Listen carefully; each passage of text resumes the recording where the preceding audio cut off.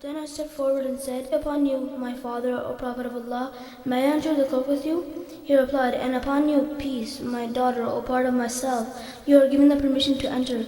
So I entered the cloak with them.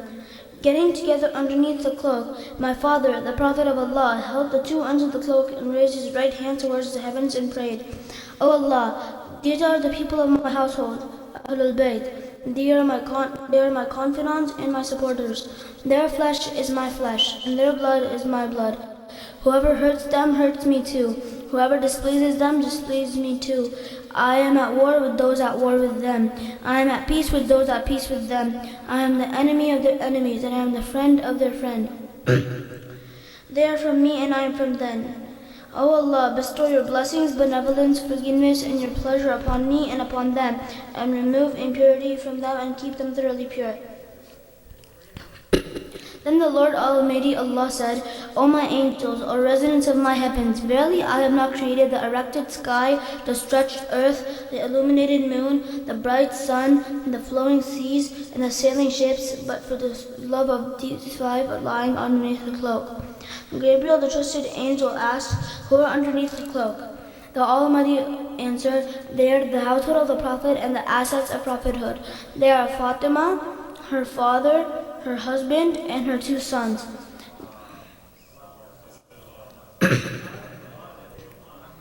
Gabriel said, O Lord, may I fly to earth to be the sixth of them? Allah replied, Yes, you are given the permission.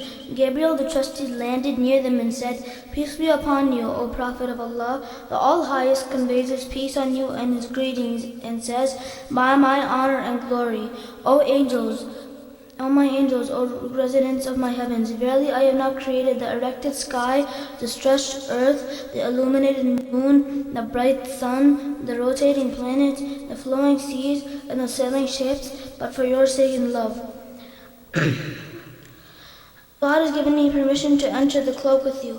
May I join you, O Prophet of Allah? The Prophet replied, and peace be upon you, O trusted bearer of Allah's revelations. You are granted that permission. So Gabriel entered the cloak with us and said to my father, Allah sends his revelations to you. Verily Allah's desire is to remove blemish from you, O people of the household, Ahlul Bayt, and purify you with a perfect purification. Then Ali said to my father, O Prophet of Allah, tell me, what significance has Allah given for getting together underneath this cloak? The Prophet replied, By him who rightfully appointed me a prophet and chose me a messenger for the salvation of mankind. Whenever and wherever an assembly of our followers and friends mention this event, Allah will bestow on them His blessings and mercy. Angels will encircle them and ask from Allah the remission of their sins until the assembly disperse. So Ali said, Verily by the Lord of the Kaaba, we and our followers are the winners. Then my father replied, By him who rightfully appointed me a prophet and chose me a messenger for the salvation of mankind. Whenever and wherever an assembly of our followers and friends mention this event, there shall remain none grieved, but Allah will remove his grief. There shall remain none distressed, but Allah will dispel his distress. There shall remain none wish seeker, but Allah will grant his wish. Ali happily said, Verily by the Lord of the Kaaba, we and our followers are the winners and the blessed in this world and the next.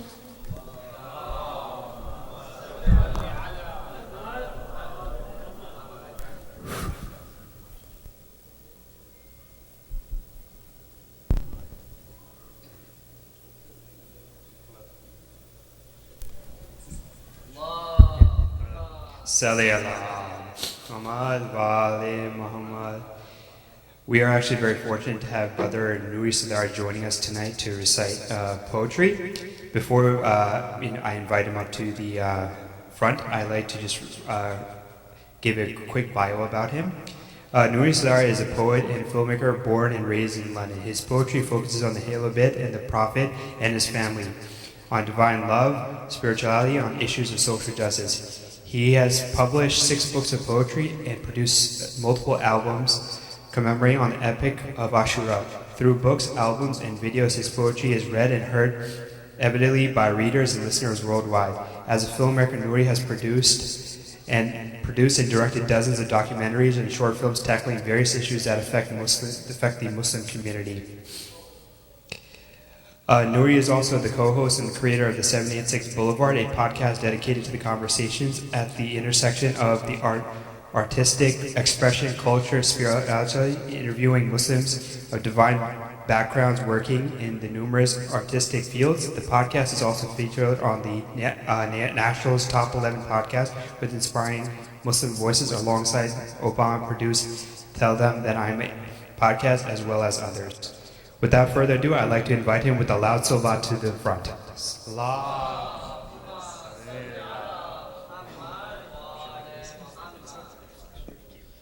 Thank you, brother, for that kind introduction. Sallu ala Muhammad wa ali Muhammad.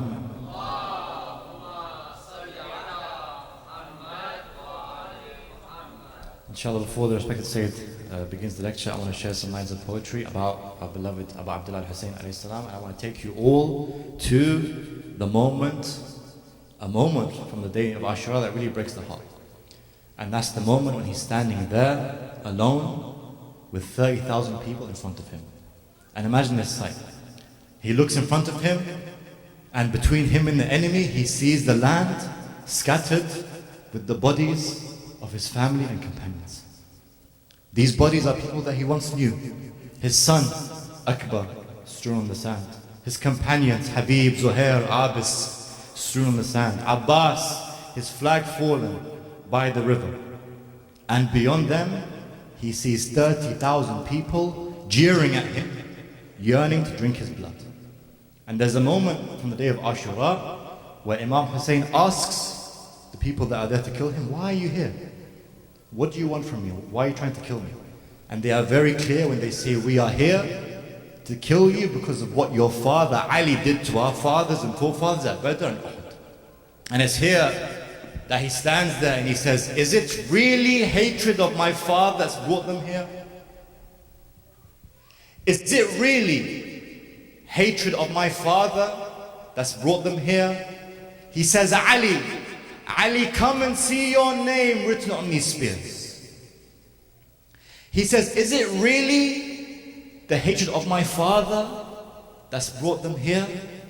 Ali, come and see your name written upon these spears. He says, even in death, until my last breath, I still say Ali.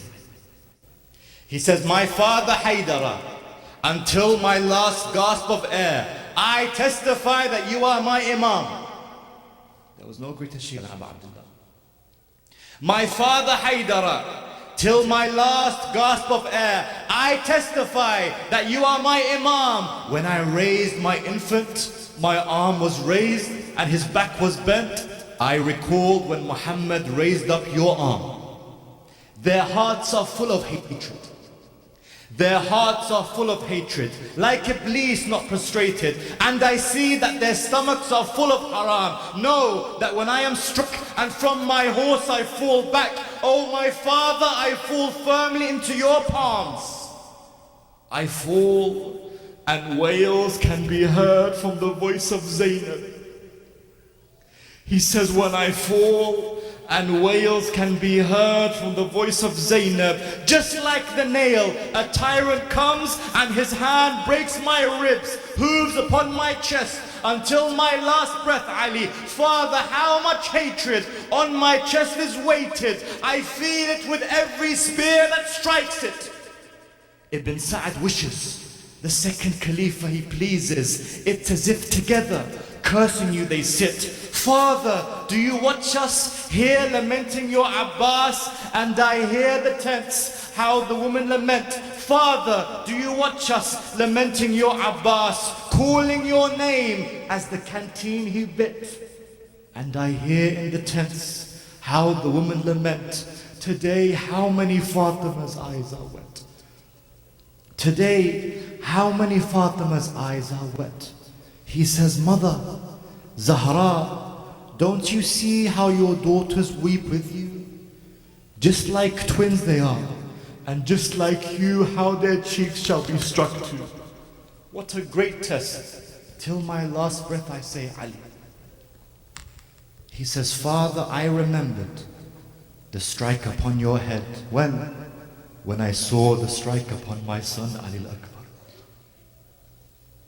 Father, I remembered the strike upon your head. When I saw the strike upon my Akbar, a flower that I planted, by Fatima he was gifted. I watched in my arms as he turned grey and withered. What traits were there upon his face? What traits were there upon his face? It's as if Muhammad was in his place. As parts of Muhammad in my arms I gather. How he reminded them. Is that why they killed him? How he reminded them. Is that why they killed him? They saw not Ali Akbar, but they saw Rasulullah. What a blessing to see Muhammad in my arms one last time. Looking like Muhammad was Ali Akbar's only crime. Being and looking like Muhammad was Ali Akbar's only crime. And yet still I attest till my last breath, Ali, because I rose up for your sake. He says, I rose up for your sake, and I told my Lord to take, if it means that live on will his religion.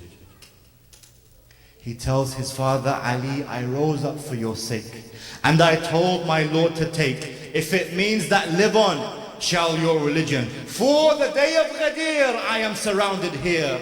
For the day of Ghadir, I am surrounded here by those that refused you, the worst of all men. If Najaf will stand tall by my blood, then take it all. If Najaf will stand tall by my blood, then take it all. And take my companions, and take my children. And if my tent's burning leaves your dome still glistening, then let them burn, and take captive my women.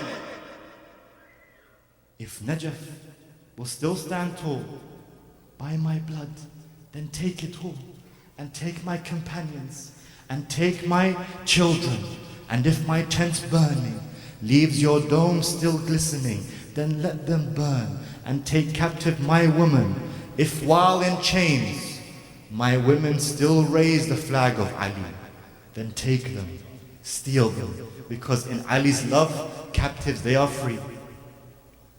If while in chains my women still raise the flag of Ali, then take them, steal them, because in Ali's love, captives are free. Marched without rest till my last breath. He says, no, I was not just killed.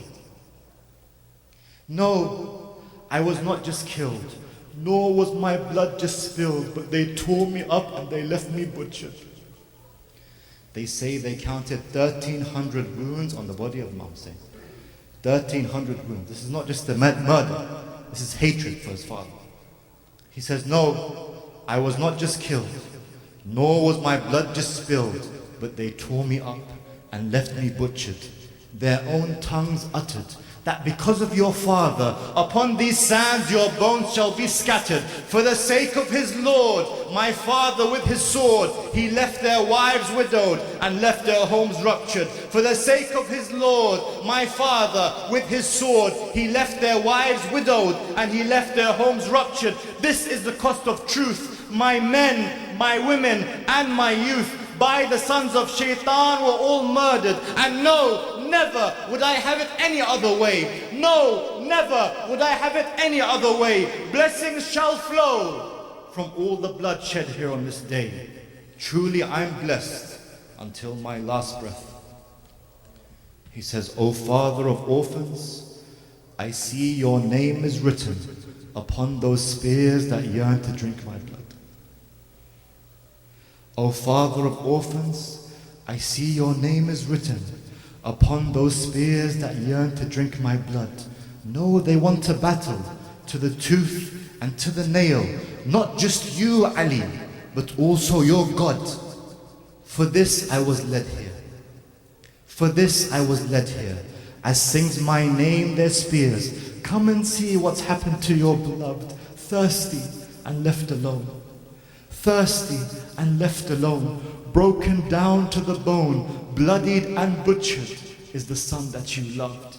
Thousands of wounds bleed from the master of the youth of heaven. Thousands of wounds bleed from the master of the youth of heaven. Bloodied and butchered. Thousands of wounds bleed from the master of the youth of heaven. Wailing and screaming. The stars, they can hear the cries of my children. Trampled was my chest. Trampled was my chest. Until my last breath, I still cry Ali. Salli ala Muhammad wa ala Muhammad.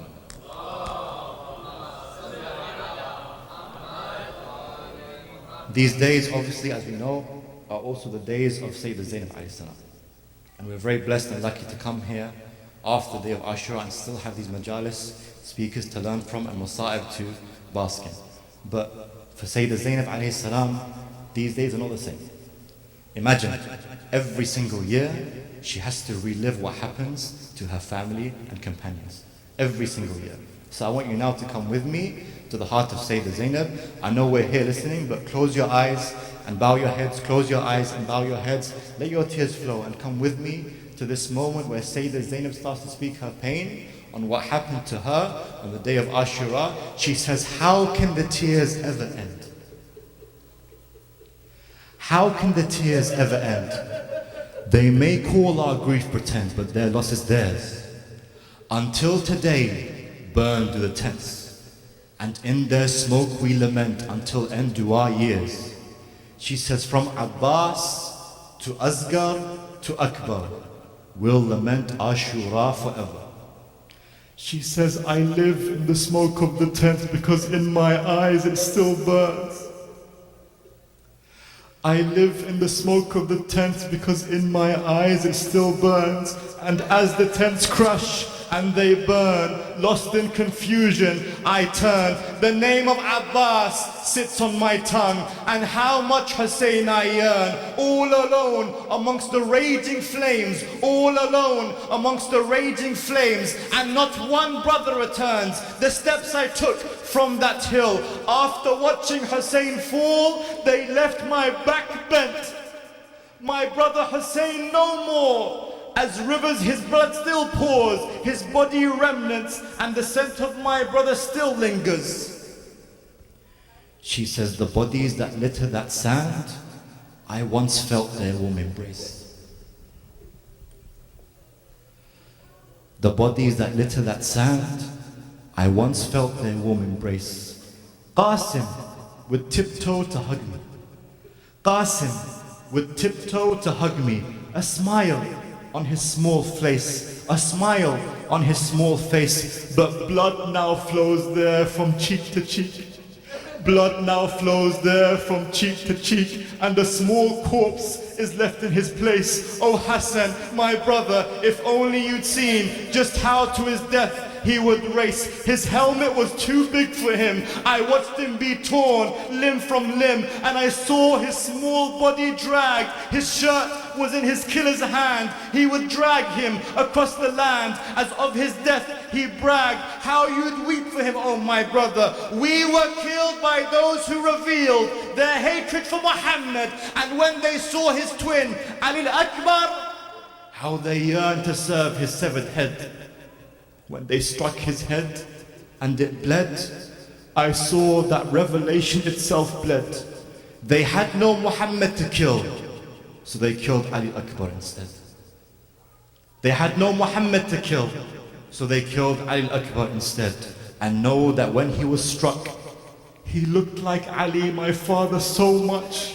From his horse he fell. They jeered and they stabbed his body. They jeered and they stabbed his body. Are they Muslim? Can they claim to be? Because I could not tell. If only for the fall of Akbar, we'd lament Ashura forever. She says, a flag is a symbol of hope, and our flag is drenched in blood. A flag is a symbol of hope, and our flag is drenched in blood. What makes it worse is that this blood is the blood of my beloved Abbas. Imagine seeing demolished the man that you knew and loved. Imagine seeing demolished the man that you knew and loved. His hands torn, he's flailing, so helpless. His hands torn, he's flailing, so helpless. And face forced and face first, he falls into the mud. No more was he a mighty shadow. And when he falls, the arrow is wedged in deeper. The one who'd once come to our aid, he yearns simply to be embraced. With no aid and no helper, what had become of our flag bearer? We'll lament Ashura forever. She says, how can eyes remain in sockets, seeing what my two eyes saw? She says, I saw Ali Asghar's tiny arms flail. I saw Ali Asghar's tiny arms flail as from his small neck I saw blood would pour. She says, can his small neck hold that much blood? Can his small neck hold that much blood? His infant's blood my brother Hussein wore. And Rabab cries out from the tents. She says, they slaughtered what my womb bore. His blood was thrown to the sky as screaming his father would cry, oh Allah, look what they've done. My infant is bent backward. My infant is bent backward. Like a lamb he was butchered, and bent back is his head, slaughtered in the arms of his father. We'll lament Ashura forever. She says, they ask me why I still wail and why the women still lament. I saw my brother Hussein's bones shattered. I saw my brother Hussein's bones shattered. His finger was cut. His finger was cut and his back was bent. Not even his stove stayed with him. Not even his stove stayed with him. He laid there bare. His blood was his scent. He laid there bare. His blood was his scent. Shimmer cut off my brother's head. Shimmer cut off my brother's head. And he raised it up toward the tents. When the horses crushed his bones, I felt that crushed had been my own. How we wail and how we weep. Let them cut off my own head in place of Hussein's instead, so that peaceful he sleeps. My eyes were scarred with this sight, oh my brother. How we'll lament Ashura forever. And then finally she says, right now, smoke covers the sun, and our souls are left in desolation. We are lonelier than the furthest star in all of Allah's creation. We are lonelier than the furthest star in all of Allah's creation. But I see that millions are running to us. I see that millions are running to us. Not just one group, but a whole nation. And we are amongst the millions of them. We are amongst the millions of them joining us in lamentation. I see that one strikes his chest. I see that one strikes his chest for my brother's broken chest. I say, bless you, my child. I see mokibs surround us, offering us water to quench our thirst. I say, oh Allah, behold. And until Judgment Day together, we'll lament Ashura forever. Until Judgment Day together, inshallah, we'll lament Ashura forever. Assalamu alaikum ya Sayyidi ya Mawlai. Ya Abu Abd al-Hasan. Salli ala Muhammad wa ali Muhammad.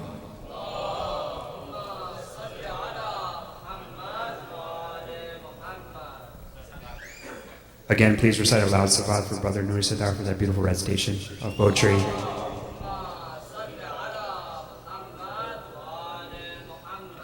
Inshallah, next weekend, Sheikh Hazari will be joining us. Next weekend, we request everyone to be on time. Without further ado, I'd like to invite Sayyid Al-Khuzini to the minbar with a loud salat.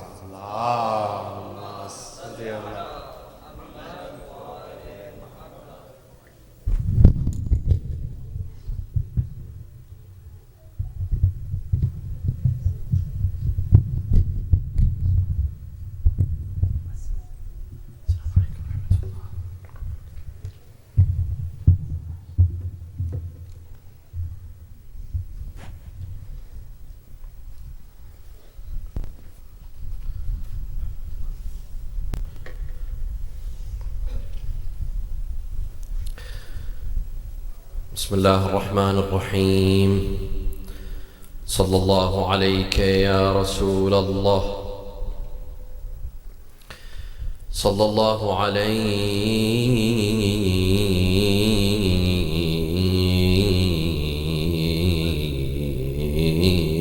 يا سيدي ويا مولاي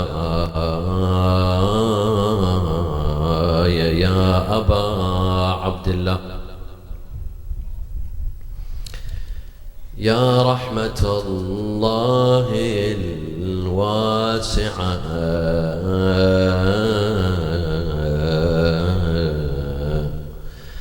ويا باب نجاة الأمة ويا عبرة كل مؤمن ومؤمنة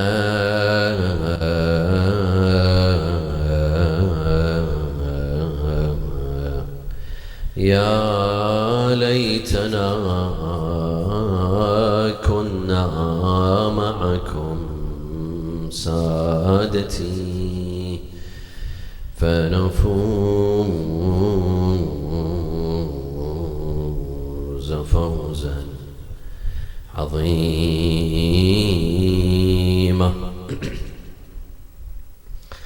أعوذ بالله من الشيطان الرجيم. بسم الله الرحمن الرحيم.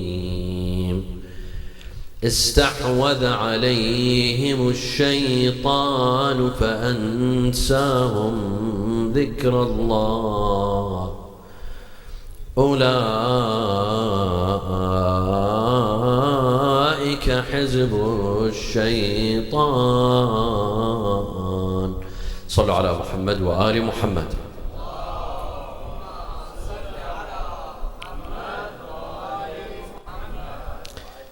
Forgetfulness is something very natural in all human beings. Children, adults, elderly, men, women of different nationalities, of different ethnicities, they all at one point or another will forget. Forgetfulness. This is a trait in human beings. This is a trait in mankind. They forget. At some point or another, they forget certain things. Once in a while, they forget. For example, you have an exam, the next day you spend the entire night, you pull a all-nighter to cram, to study for your exam. You try to memorize as much as possible. You go to the exam the next morning, you face the test, you face the exam, and some of the things that you spent the entire night memorizing will be forgotten. This is natural. This is normal. It happens to every student. You will forget. No matter how much you try not to forget, but you will end up forgetting. You go to the supermarket. You go to the supermarket and you plan on purchasing several items. You will forget. Out of the 10 items that you were planning on purchasing, you end up purchasing 5 or 6. Or you end up purchasing things that you did not think of. You went to the supermarket for one item, you end up buying everything else except that item. How many times does that happen? It happens because we forget. Sometimes you forget your children's birthday. You forget your friend's birthday. Even worse, you forget your wife's birthday. But don't worry, all you have to do is forget it once, you will be sure to remember every year. In Ramadan, I remember when we were kids, in Ramadan, we would forget that we're fasting, so we'd go to the refrigerator, we'd eat, we'd drink, and then all of a sudden, when our parents tell us, "What are you doing?" "Oh, I forgot." We forget. That's fine. Of course, in Ramadan, if you forget, if you're fasting and you forget and you eat, that's fine, but we forget. We forget. We human beings, my dear friends, we have a tendency to forget the things that are not important to us. If it's important, we wouldn't forget it. If it's not important, it doesn't remain in our mind. If it's important, we would make sure that we do not forget. For example, you have an important meeting early in the morning, you won't forget it. You're receiving your paycheck the next day, you won't forget it. Your mother-in-law is going away for 2 months, you're not going to forget about that. There's important things that you will not forget about. What do you forget about? The things that don't matter to you. The things that are not important to you. You know, one of my teachers in Najaf, he would joke. He would say, if one of us, when our mother tells us to bring her something from the supermarket, we might forget. But if my wife tells me, I would make sure I don't forget. If it's important, you don't forget. If it's not important, you will forget. Sometimes we forget to pray. Yeah? We become busy. We go out, do about our business, but salah, because it's not important to us, we'll forget it. Or before leaving the house, we forget to perform wudu. I'm going to be out all day. I won't be able to perform wudu outside of the house. So I have to perform before, I forget.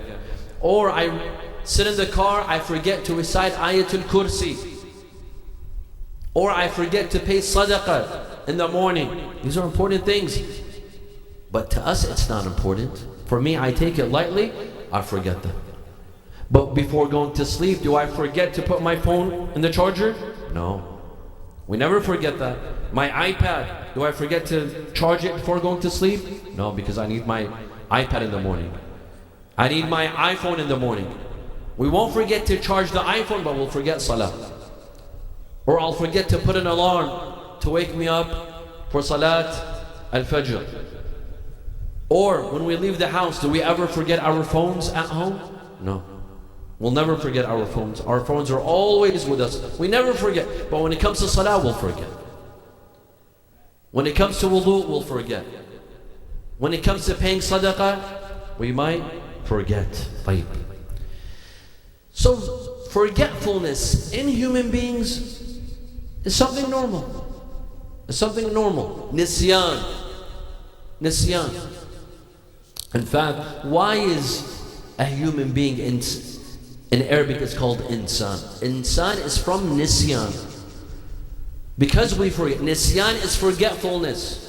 Insan is a human being. Insan is called an insan in Arabic because he forgets. Because he has nisyan. That's the reason. There's a hadith in Ilal al-Sharaya by Imam Rida alayhi salam. He says the reason why Allah subhanahu wa ta'ala called humankind insan is because they forget. It's part of our nature to forget. Forgetfulness, a state of ghafla, a state of nisyan. Of course, forgetfulness is not all on one level. Some forget more than others. MashaAllah, there are some people, their memory is sharp. They don't forget anything. Meetings, salat times, nothing. They don't forget anything. And there are some people that forget more than others. There are people that forget. Especially if they're absent-minded. Some people, when you speak to them, you can tell they're absent-minded. You can tell they're not paying attention to you. When they're not paying attention, it doesn't go in. So they don't remember. So they'll ask you the question and again and again. So what are you doing next weekend? You tell them. And again, so what are you doing next weekend? Because they're not listening. They're absent-minded, so they forget. When you're absent-minded, you have the tendency of forgetting. They don't pay attention. And of course, we all know that part of old age comes with what? Memory loss. Short-term memory loss. As we grow older, we will retain our long-term memory, but we will lose our short-term memory. And this is mentioned in the Holy Quran. Allah says, وَمِنْكُمْ مَنْ يُرَدُّ إِلَىٰ أَرْذَلِ الْعُمُرِ لِكَيْ لَا يَعْلَمَ بَعْدَ عِلْمٍ شَيْئًا أَرْذَلِ الْعُمُرِ. Allah says that some of you will go to the worst times of life. أَرْذَلِ الْعُمُرِ. The worst times in a person's life, after being strong, after being energetic. SubhanAllah. We could be the strongest of you. We could go to the gym and build muscles and be very muscular. But when I hit 80 and 90, if I live that long, I'm hit with what? Memory loss. I start forgetting friends, family members, names of shops, names of old places that I used to go to, objects at home, maybe even my own kids. There are some individuals that forget the names of their children or their siblings. This happens. This happens to all human beings. We have to make sure that we don't make fun of the elderly when they start forgetting. If we have members of the community that are going through dementia or Alzheimer's, we don't make fun of them. If they forget our names, if they start forgetting, we don't make fun of them. Why? Because tomorrow, I'm next, and you're next. Today, it's happening to someone else, the elders in the community. Tomorrow, it's me. The day after that, it's you, and so on and so forth. Don't make fun, because we will also suffer from memory loss. And we have to be very careful not to lose patience with our parents when they go through memory loss. This is natural. This is part of human law. This is part of human life. That one day, my parents and I too later on, we will suffer from memory loss. My mother will suffer from memory loss. My father will suffer, you too, everyone. They will begin to suffer. Don't lose patience with them. If they can't remember certain things, if they keep on asking you the same questions, don't lose patience. وَاخْفِضْ لَهُمَا جَنَاحَ الذُّلِّ مِنَ الرَّحْمَةِ فَإِمَّا يَبْلُغَنَّ عِنْدَكَ الْكِبَرَ أَحَدُهُمَا أَوْ كِلَاهُمَا فَلَا تَقُلْ لَهُمَا أُفٍّ وَلَا تَنْهَرْهُمَا. If one of them becomes elderly, both of them become elderly, never say the word uff, or you lose patience. Never, never. They might lose their memory, but you can't lose your patience. They say that, and a gentleman, his father started losing his memory. So he would ask them, he would ask his son, what is this? He said, Baba, this is called a clock.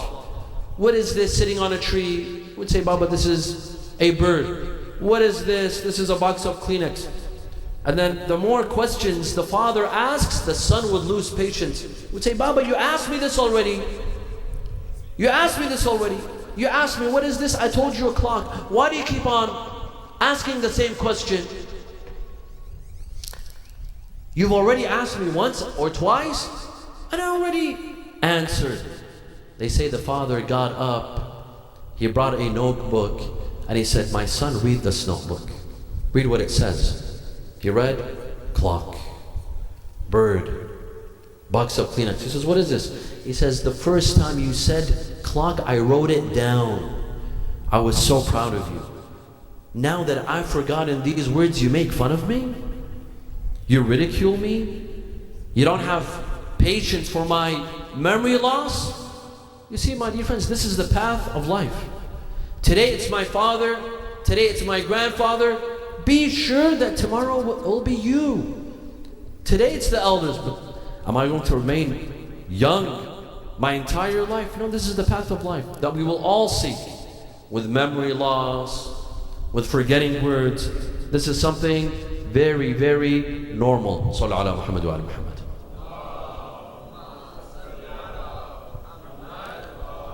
Can I ask the brothers to pull forward, please? I've been asked to ask you to pull forward. Recite a loud salawat and come forward.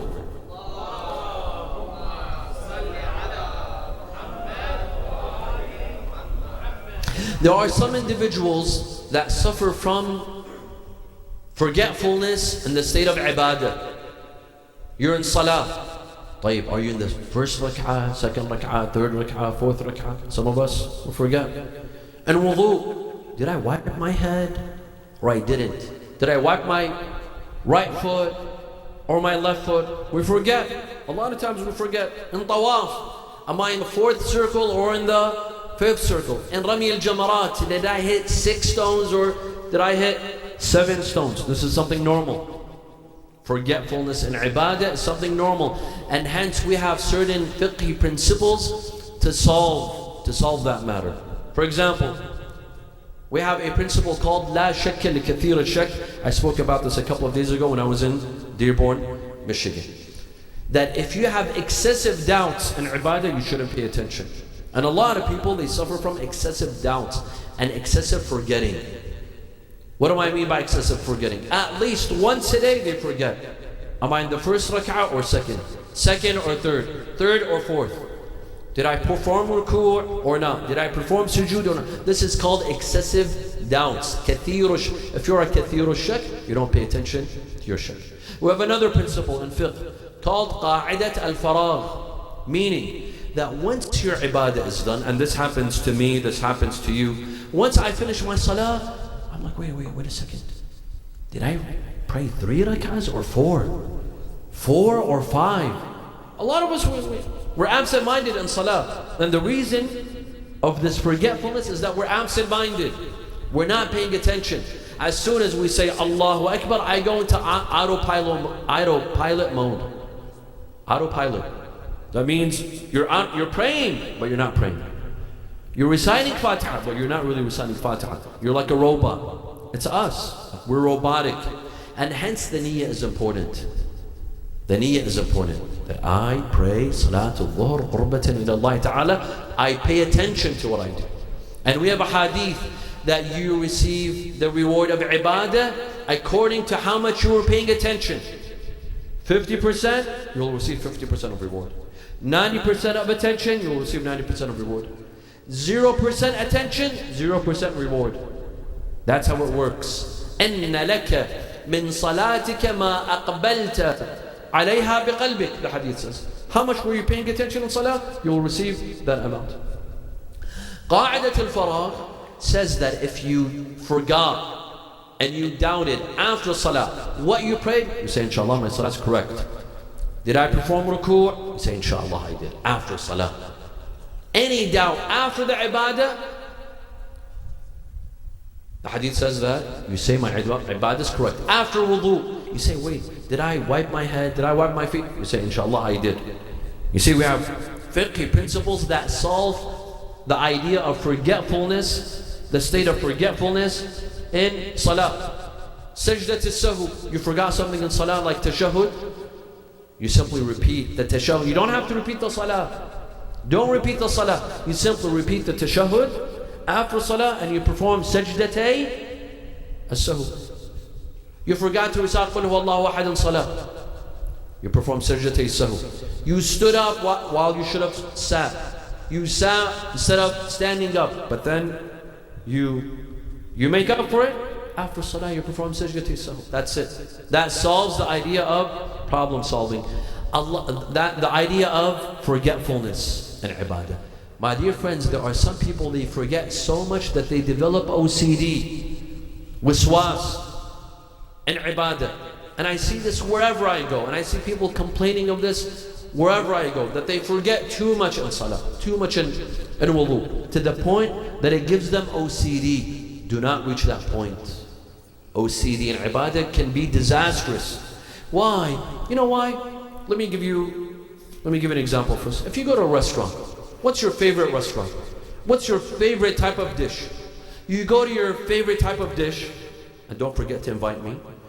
And you go and you order your favorite meal and you eat it. Are you supposed to enjoy it or not? You're supposed to enjoy it. What if it's torture? What if eating your favorite dish is torture for you? Is there something wrong with the food, or is there something wrong with you? There's something wrong with you. There's nothing wrong with the food. The food is the food. It's the same cook cooking the same meal for others. But if you're not enjoying it, that means there's something wrong with you. Ibadah is meant to be enjoyed.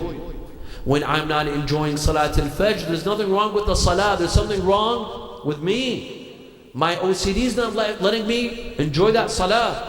I keep on doubting and I repeat it and I repeat it. You're not meant to repeat Salah. You're not meant to doubt. So I tell my dear friends who suffer from OCD, deal with it from the beginning. And this is from shaitan. Doubts in Salah, this is from shaitan.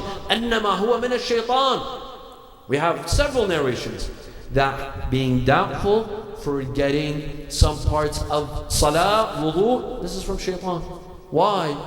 Because inshallah we're all religious and we're all mu'mineen. How is shaitan going to come to you? By telling you to gamble or to drink or what? To kill? Of course, he's not going to come through these outlets. He's going to come through the outlet of Salah. He comes through Salah. A mu'min is tested through his Salah. Shaitan comes through that window. طيب. Forgetfulness, my dear brothers and sisters, has been addressed in the Quran. We have plenty of verses on the concept of forgetfulness. For example, the Quran tells us that Allah never forgets. I forget, you forget, we all forget. But Allah never forgets. وَمَا كَانَ رَبُّكَ نَسِيًّا.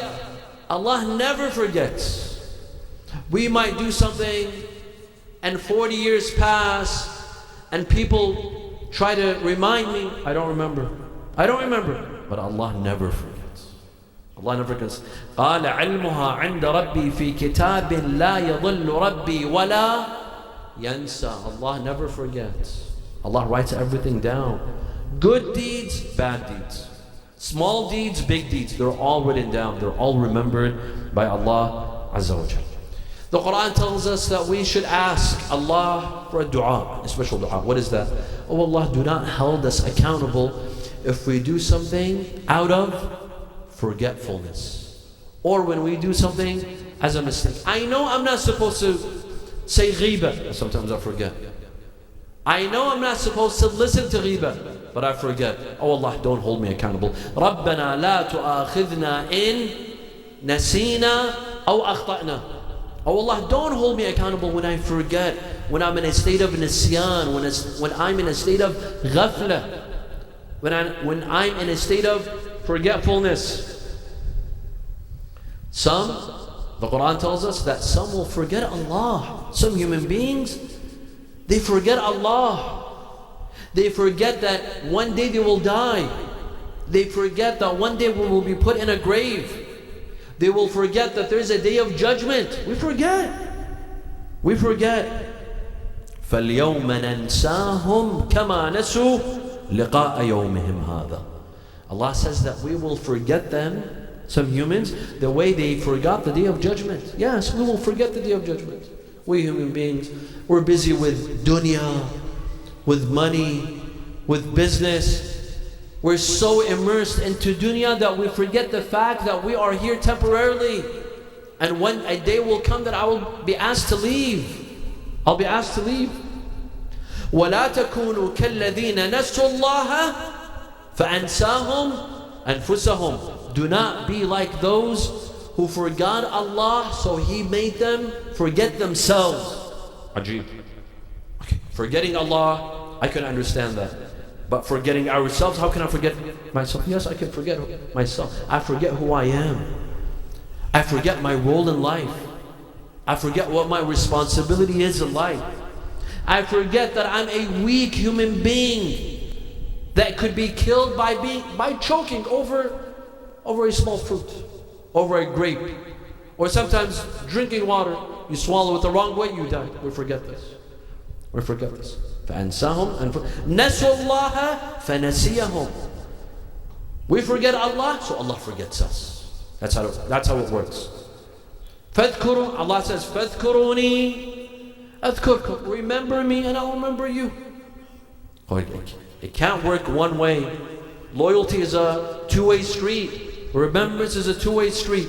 We remember Allah. Allah says, I'll remember you. فَاذْكُرُونِي أَذْكُرْكُمْ. نَسُوا اللَّهَ فَنَسِيَهُمْ. They forgot Allah and Allah forgets them. And then we say, why doesn't Allah answer my dua? I pray, I worship during Laylatul Qadr, during the blessed nights. I pray, but to no avail. Why? Because I forgot Allah and Allah forgets me. Allah also forgets me. It works both ways. Some people, the Quran says that some people will forget about their actions. What they did in alam al-dunya 20 years ago, 30 years ago, 40 years ago. They completely forget. They come on the day of judgment. Every person is given a book. Inshallah, we will receive our books in our right hands. The kuffar will receive their books in their left hands. That day we will read. That day we will be reminded. Ajib, I did this, I don't remember. And we will know the exact time, exact place. Today on your iPhones, we forget, where did I go? Summer vacation, winter vacation, during Christmas. I forget, but the iPhone tells me. I went to this place, at this time, at this hour, this year, this date, and the name of the place. I forget, but the iPhone tells me. On the day of judgment, we'll have something similar to the iPhone. It will tell me exactly what I did, who was there, at what time, what place, what hour. ويقولون يا ويلتنا ما لهذا الكتاب لا يغادر صغيرة ولا كبيرة إلا أحصاها ووجدوا ما عملوا حاضرا ولا يظلم ربك أحدا. You will say, woe unto me, this book has everything, everything, from the smallest deed to the biggest deed. It's all here, it's all recorded. But I forgot, deeds that I forgot about, deeds that I didn't think would be recorded. You know, sometimes at 2 in the morning, you're coming back from Idara Ja'fariya, you're going back home, and you see the traffic light, it's green, all of a sudden it's orange, all of a sudden it's red, and you look right and left, no one's looking, you speed, hopefully there's no camera. After a month, you're recorded. Smile, you're on camera. On the Day of Judgment, we'll have that. Smile, we recorded you. The things that you thought you didn't do or you forgot about, the misdemeanors that you did, they're all here. وَوَجَدُوا مَا عَمِلُوا حَاضِرًا.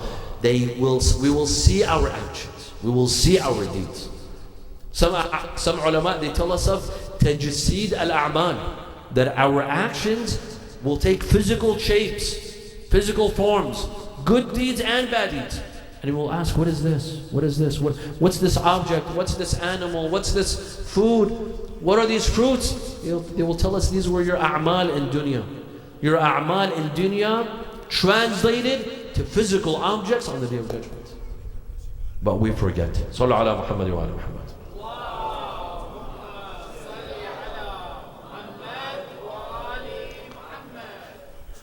As I said in the beginning of the lecture, forgetfulness is natural in human beings. Al-insan min al-nisyan. Al-insan was called insan because he forgets. It's from nisyan. But what about prophets? For us, it's natural. But is it natural for the prophets and the messengers of Allah to forget? Is this possible? Does this not conflict with infallibility? We have several verses in the Holy Quran that tell us some prophets of Allah forgot. They forgot. So how do we reinterpret these verses? How do we interpret these verses? How are we meant to understand these verses? So for example, Adam alayhi salam, وَلَقَدْ عَهِدْنَا إِلَىٰ آدَمَ مِنْ قَبْلِ فَنَسِيَ وَلَمْ نَجِدْ لَهُ عَزْمًا. Allah says that we commanded Adam from before, but he forgot. We told him, do not eat from the forbidden tree. Adam and his wife were told not to eat from the forbidden tree, yet Adam forgot. This is one.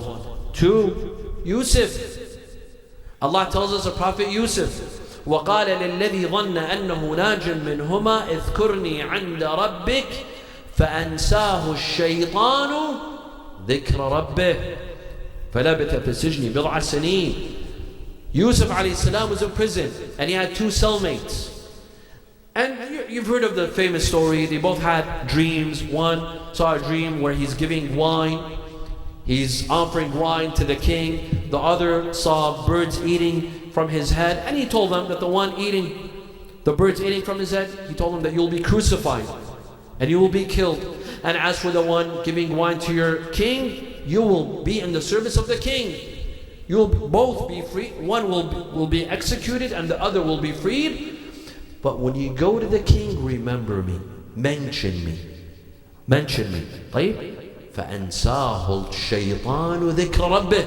Shaitan made him forget his Lord. Made him forget Allah. فَأَنْسَاهُ الشَّيْطَانُ ذِكْرَ رَبِّهِ. So some of us say that this verse is talking about Yusuf. Yusuf forgot. Instead of asking Allah to release him from prison, he asked his cellmate to mention him to the king so that the king may release him from prison. So this is another example. A third example is Yusha ibn Nun, the heir of Musa alayhi salam. Yusha ibn Nun was a prophet and an imam. طيب. Yusha ibn Nun also has another name called Dhul Kif. Dhul Kif is buried in between Karbala and Najaf. There's an area called, Iraqis call it Al-Chifin or Dhul Kif, but you have to go off-road. There is the grave site of Yusha ibn Nun, the heir of Musa alayhi salam. Dhul Kif. The Quran says, فَلَمَّا جَاوَزَا قال لفتاه آدنا غداءنا لقد لقينا من سفرنا هذا نصبا قال أرأيت إذ أوينا إلى الصخرة فنسيت الحوت. Musa and Yusha ibn Nun were traveling. Yusha ibn Nun forgot their fish. They wanted to have fish for lunch.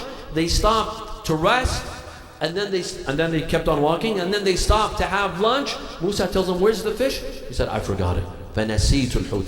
And no, not only that, وَمَا أَنْسَانِيهُ إِلَّا الشَّيْطَانِ. Yusha ibn Nun says that Shaitan made me forget. Shaitan made me forget. So how could a prophet allow Shaitan to allow him to forget? How can he forget? A fourth and last example, Musa alayhi salam.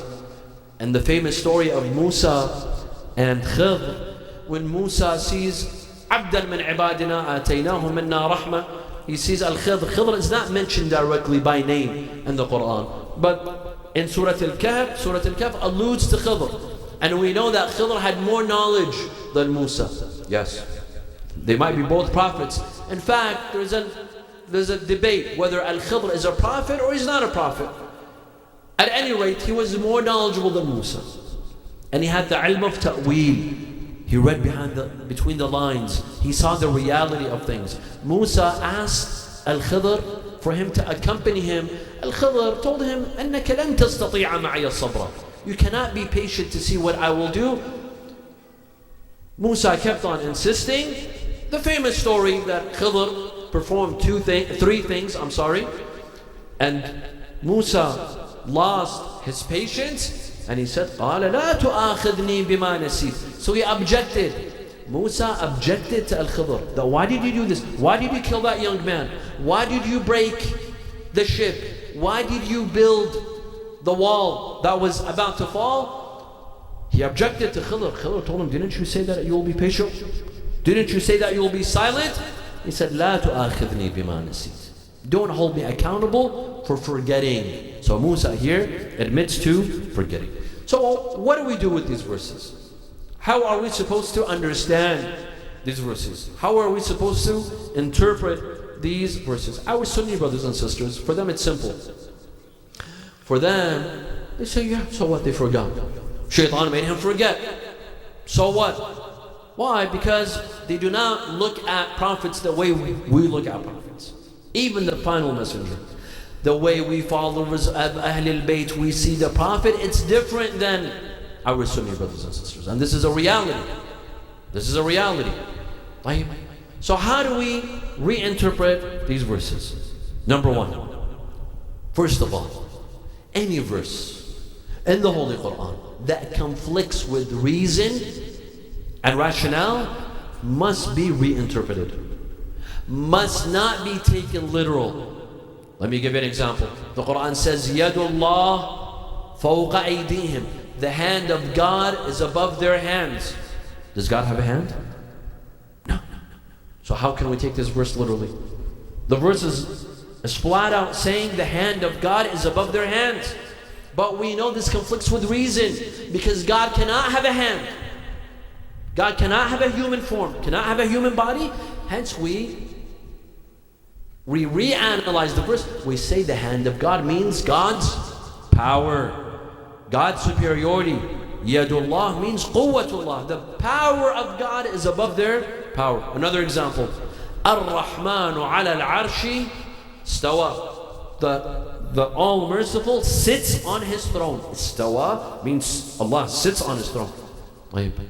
Allah sits?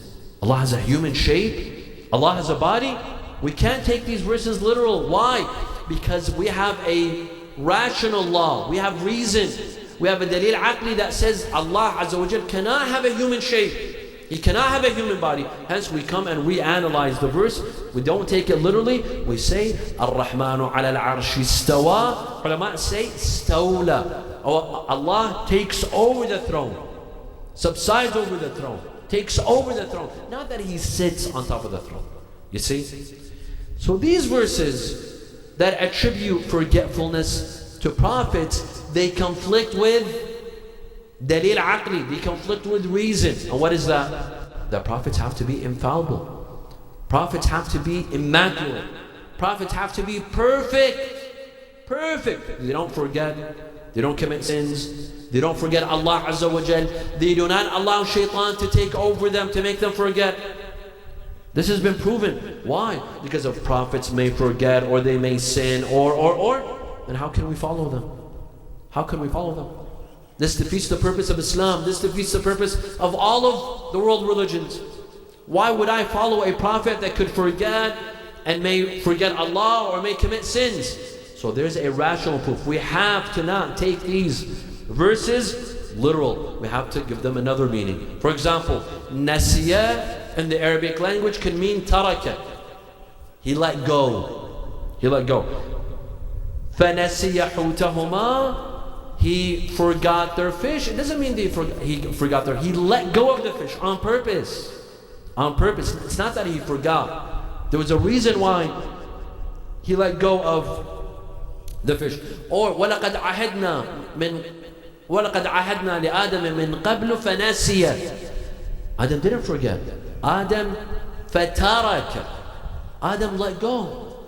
Let go of what is awla. Adam alayhi salam, true, he was forbidden from eating from the forbidden tree, but it wasn't, he didn't commit that which was haram. He did something that he was not supposed to. It's like going to the doctor. You go to a dentist and he fixes your tooth, you had a root canal, but he says don't eat food over it. Don't eat food.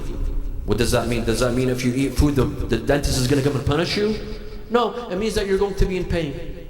That means that if you're supposed to recover in 3 days, recovery is going to take you 6 days. This is called tarkil awla. As for, this is the first answer. Second answer, فَإِنِّي نَسِيتُ الْحُوتِ, that I forgot the fish. Some scholars say that this was not Musa nor Yusha ibn Nun. This was a third party. This was someone else, not even a prophet. Problem solved. Third answer, فَأَنْسَاهُ الشَّيْطَانُ ذِكْرَ رَبِّهِ. Some mufassirin, including our Sunni brothers and sisters and Sunni books of tafsir, they say that Yusuf forgot the remembrance of Allah, and hence instead of asking Allah to release him from prison, he relied on his cellmate to mention him to the king so that the king releases him from prison. It's not that فَأَنْسَاهُ الشَّيْطَانُ ذِكْرَ رَبِّهِ, not Yusuf forgot Allah. It is the cellmate who forgot to tell the king. Rabb here does not mean God, it means the king. It means that his cellmate, when Yusuf told him, mention me to the king so that he releases me from prison, it was his cellmate who forgot to tell the king that there's a poor guy in prison called Yusuf and he's innocent. This is what it means. As for Musa, قَالَ لَا تُؤَاخِذْنِي بِمَا نَسِيتِ. He tells Al-Khidr, قَالَ لَا تُؤَاخِذْنِي بِمَا نَسِيتِ. Do not hold me accountable for forgetting. Ulama say that nasi doesn't mean I forgot. It means لَا أَدْرِي. I didn't know. And there's no harm in some prophets not knowing certain things. Some prophets were more knowledgeable than others. Not knowing does not conflict with asma. Forgetting might conflict with asma, but not forgetting. On the night of Ashura, when the camp of Umar bin Sa'd gathered, and they set their camps, and they were preparing for battle, Ali al-Akbar asked a question from his father, Imam al-Hussein alayhi salam. He told him, my dear father, these guys on the other side of the camp, do they know who you are? Yes. Do they know that you're the grandson of Rasulullah? Yes. Do they know that you're the son of Fatima? Yes. Do they know that you're the only grandchild to Rasulullah on earth? Yes, my dear son Ali al-Akbar. He said, then why are they fighting us? Why are they fighting you? Why are they preparing for battle to kill you? Imam Hussein answered this way, Ya bunayya ha'ula'i qawmun, these are a group of people, istahwada alayhim ash-shaytan fa'ansahum dhikr Allah. These are a group of people that are overtaken by shaitan. Shaitan made them forget Allah. They forgot Allah.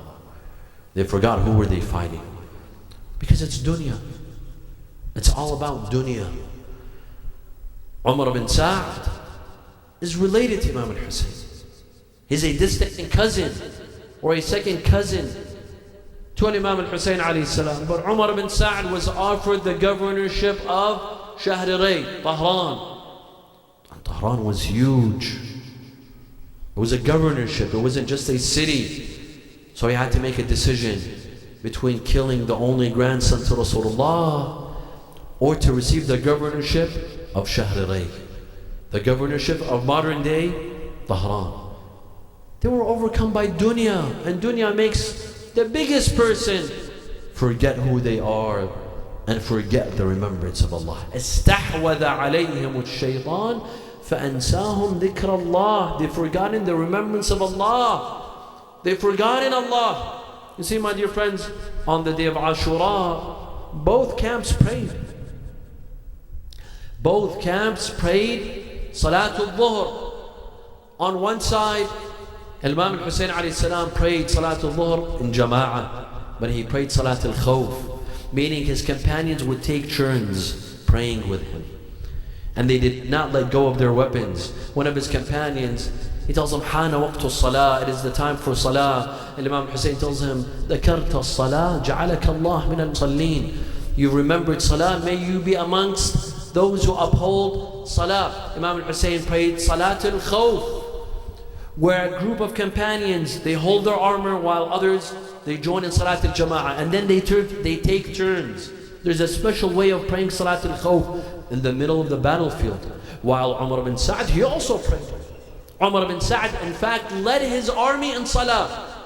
And they didn't pray Salatul Khawf. They prayed a normal Salah, maybe a longer Salah. Maybe the Salah of Imam Hussein was shorter because of the arrows being sent to him. But are they the same? Is it the same Salah? Is it the same remembrance of Allah? What sort of Salah did Umar ibn Sa'd pray with his companions when he was about to kill the only grandson to Rasulullah sallallahu alaihi wasallam? Would the Salah be even accepted? Is this Salah the Salah that Allah says, "Inna salata tanha anil fahsha'i wal munkar"? The Salah that is supposed to stop you from committing munkar. Yet Umar ibn Sa'd gladly massacred the household of Rasulullah right after his Salah. Right after his Salah. We still live in the days of Imam Zayn al-Abidin alayhi salam, and the tragedy of Imam Zayn al-Abidin on the day of Ashura, when all of the companions one by one had entered the battlefield and they were killed. And Imam al-Hussein pays a visit to his son Al-Imam Zayn al-Abidin. Imam Zayn al-Abidin was on his bed. He could not stand. He was suffering from pain, the pain of illness, the pain of sickness. He told him, Abatah, tell me about my uncle Al-Abbas. He told him, your uncle Al-Abbas is lying. He's lying next to the river. My dear father, where's my brother Ali Al-Akbar? He told him, your brother Ali Al-Akbar is cut into pieces. خَطَعُوهُ إِرْبًا إِرْبًا. My dear father, tell me about my cousin Al-Qasim. He told him, Al-Qasim is gone. They're all gone.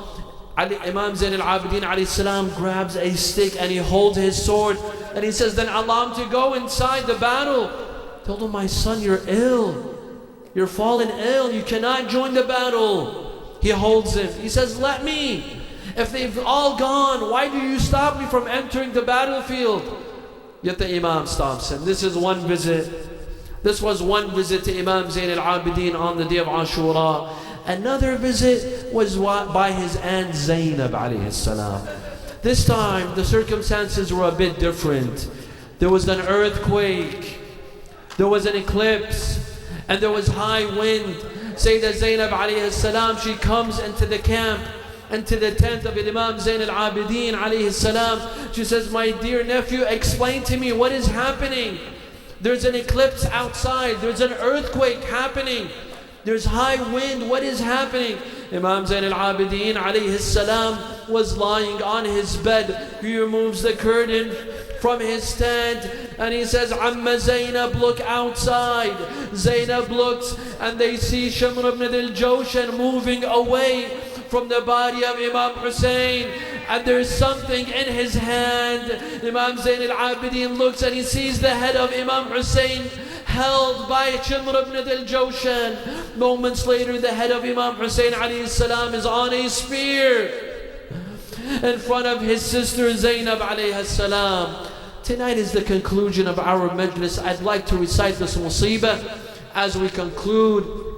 Al-Allam al-Majlisi, the author of Bihar al-Anwar, had a dream that he was reciting a majlis. He was reciting a majlis in a very big gathering. And then he sees everyone sitting. All of a sudden, from the door, people stand up in reverence for someone. So he asks, he says, what is happening? They tell him, Ya Shaykh, Fatima al-Zahra has entered the majlis. So Allam al-Majlisi, he stops out of respect for Fatima al-Zahra. Then someone comes and he says, Ya Shaykh, Fatima al-Zahra, she sends her salams to you, and she says, recite Musibat al-Wada', the final farewell.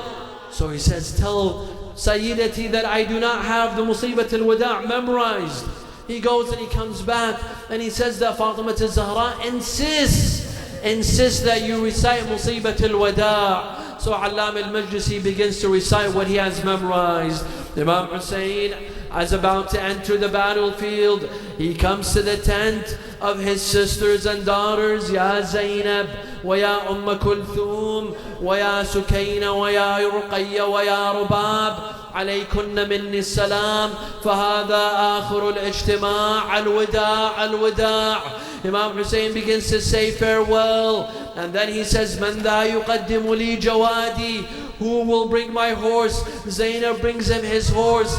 She says, وأي أخت تقدم لأخيها جواد المنية, which evil sister will bring the horse of death to her brother? Imam Hussein gets on top of his horse. He enters the battlefield. أنا الحسين بن علي آليت أن لا أنثني أحمي عيالاتي أبي أحمي على دين النبي. Imam Hussein is about to enter the battlefield. All of a sudden he hears a voice from behind him. مهلا مهلا يا ابن الزهراء, oh the son of Fatima, not so fast. Don't rush to your fate. أخي أبا عبد الله انزل من على ظهر جوادك. My dear brother Hussein, come down from your horse for one last time. Imam Hussein comes down from his horse. She tells him, my dear brother, اكشف لي من عن صدرك وعن نحرك. Expose your chest and expose your neck. She comes to him, she kisses him on his chest and she kisses him on his neck, and then she looks towards Medina and she says, Ummah, laqad addaytu al-amana. My mother, I did what you told me. Hussein tells her, my sister, you break my heart with these words. What are you saying? She tells him, my brother, when it was the final night of our mother's life, she called me. She told me, Zainab, a day will come that you will see your brother all alone, standing without anyone to protect him. Kiss him on his chest and on his neck and tell him this is from your mother Fatima. Allam al-Majlisi was reciting Musibat al-Wada'. Someone comes to him and says, Ya Shaykh, stop reciting. Fatima al-Zahra has fainted.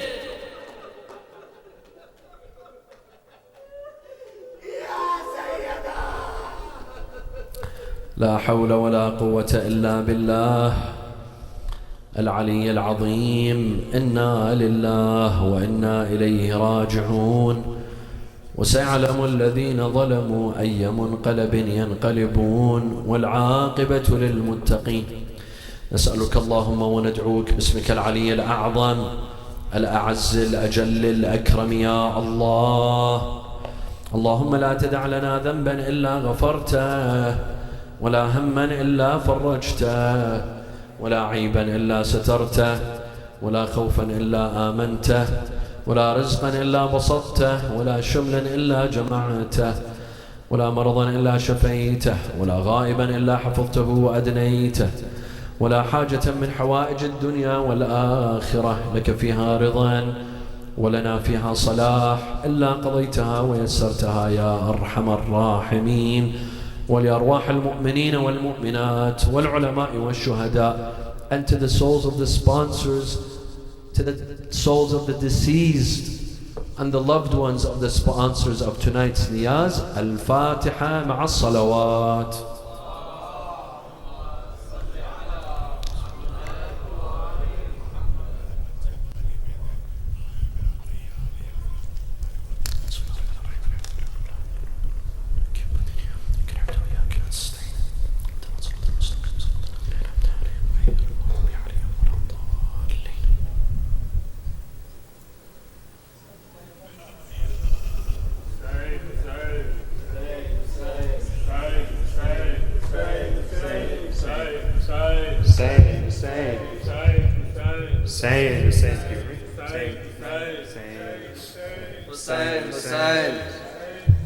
Hussein, oh Hussein, we remember you, oh Hussein. Oh Hussein, we remember you, oh Hussein. Everyone, oh Hussein, we remember you, oh Hussein. Oh Hussein, we remember you, oh Hussein. Oh Hussein, everyone, we remember you, oh Hussein. Oh Hussein, you, oh Hussein. The dust befell the city and the earth of Karbala.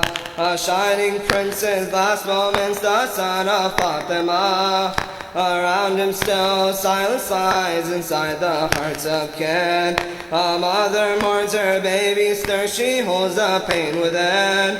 A little child comes silently with innocence and grace. She touches gently, lovingly her father's aging face. Oh Hussein, we remember you, oh Hussein. Oh Hussein, we remember you, oh Hussein. Oh Hussein, we remember you, oh Hussein. Everyone, oh Hussein. We remember you, oh Hussein. Oh Father dear, she whispers, why do you shed a tear? Don't feel so sad, it's God's wish, I do not have a fear. Oh child, you are so young, with understanding great. Only through the faith we have, we understand our fate. Oh Hussein, we remember you, oh Hussein. Oh Hussein, we remember you, oh Hussein. Oh Hussein, we remember you, oh Hussein. Oh Hussein, We remember you, oh Hussein. Oh Father, let me say this night, don't let us be apart. She laid her weak and weary head close to her father's heart. Oh Safina, don't you know my sorrows are but few? I care not for my humble life, the future's left with you. Oh Hussein, we remember you, Hussein. Oh Hussein, we remember you, Hussein. Oh Hussein, we remember you, Hussein. Oh Hussein, they'll drag you through the streets so proud, they'll try to take your shame and mock the dearest ones you've lost, but who will take the blame? They'll take you on the camel's back from Karbala to Sham. Oh, it'll carry in your soul the banner of Islam. Oh Hussein, we remember you, oh Hussein. Oh Hussein, we remember you, oh Hussein. Oh Hussein, we remember you, oh Hussein. Oh Hussein, the holy prince held closer than is your beloved child. The pain we bear in this short life is only for a while. Sure enough, the sorrow ends will reunite, you see. There is a place in paradise where you will come to me. Oh Hussein, we remember you, oh Hussein. Oh Hussein, we remember you, oh Hussein. Oh Hussein, we remember you, oh Hussein. Oh Hussein, we remember you, oh Hussein. Ya Hussein.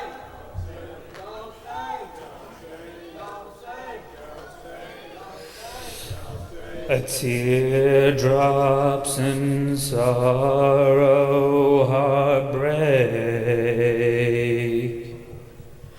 daughter of Hussein.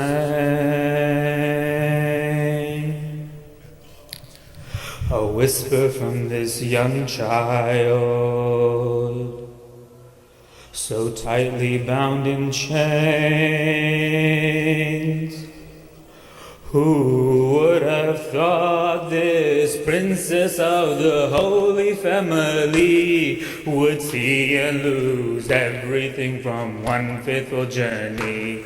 This is the tragedy of Karbala and Ashura. To Kufa and to Sham, the torment's never too far. Who would have thought this princess would see and lose everything? Who would have thought this princess would see and lose everything? The children cry, dry throats and parched lips all around. And Uncle mounts his horse, a new hope now surround. Return with the water to the tents of truth and light. A shower of arrows blows on this moon, falls down in fight. Oh, Master Hussein, I have failed, my promise unfulfilled. A young girl sees this flag fallen, her hopes are now shattered. Who would have thought this princess would see and lose everything? The 10th of Muharram, the heavens filled with such shame. A baby brother, innocent Ali Asghar was his name. So thirsty, yet no water but an arrow for his cries. A neck so small the arrow went right through, such was its size. Stunned silence broken by the wail, broken hearts all around. An empty cradle on the plains of Karbala is found. Who would have thought this princess would see and lose everything? Who would have thought this princess would see and lose everything? The winds now howl, skies darken, the angels agonize. Hussein tells Zainab that the time has now arrived. His daughter watches her heart pounds. My father, do not leave. If you to go, who will come from me? Oh, father, do not leave. Hussein rides boldly into battle, daughter in despair. This father murdered in sajda, this is the prophet's heir. Who would have thought this princess would see and lose everything? Who would have thought this princess would see and lose everything? The prisoners in Sham, the children sobbing through the night, the children and ladies, stifled wails in pride. The daughter of Hussein does grieve her father. The prisoners in Sham, children sobbing through the night, children and ladies tied in chains, their stifled wails in fright. The daughter of Hussein does grieve, her heart cannot fight. The tears do flow her father's chest, she yearns for some respite. Her head set down, but bloodstained, her father's face at last. She sinks now down onto the floor, her pains have now all passed. Hussein, Hussein, Hussein, Hussein. Inshallah, we'll have ziyarat after Salat. There is a request for Surah Fatiha for the sponsor of the Majlis. And the marhumin are Saladi Bibi, Haji Ghulam Haider, Zainab Ghulam Hussein Muhammad, Ghulam Ali Damanji. Please recite a Surah Fatiha for these departed souls. Thank you.